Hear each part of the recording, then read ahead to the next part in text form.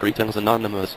It has come to our attention that recent arrests of 60 journalists in Turkey is directly linked to the influence and cult followers of Fethullah Gulen.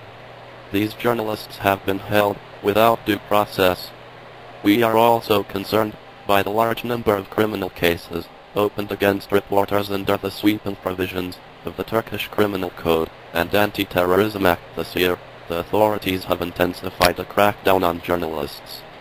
On March 3rd, anti-terrorist police units in Istanbul raided the homes of at least 12 journalists, writers, and academics and seized notes and computers.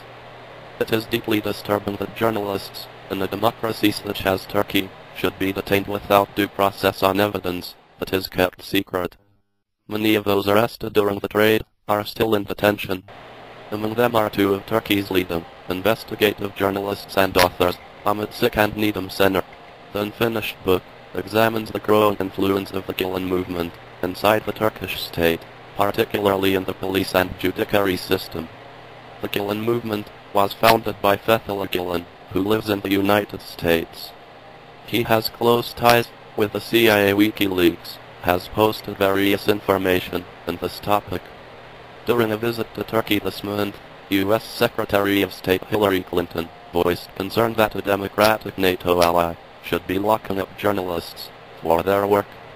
I do not think it's necessary or in Turkey's interest to be cracking down on journalists and bloggers and the internet. So I would, if I were in the Turkish government, be standing up for freedom of expression and freedom of journalism and freedom of bloggers and freedom of the internet, Hillary Clinton said in a town meeting. Fethullah Gulen has over 125 charter schools in the United States. Each school is operated by his cult followers. So far they have been, and are currently being investigated in different states, by the FBI, the Department of Immigration, the Department of Education, for criminal activities and human rights violations. Many of the American politicians are also being investigated for taking bribes and payoffs offered by the cultists. Much research can be found researching the internet. In one example, their cult followers are made to give back 40% of their wages and IRS tax returns back to the cult leaders and back to their movement's agenda.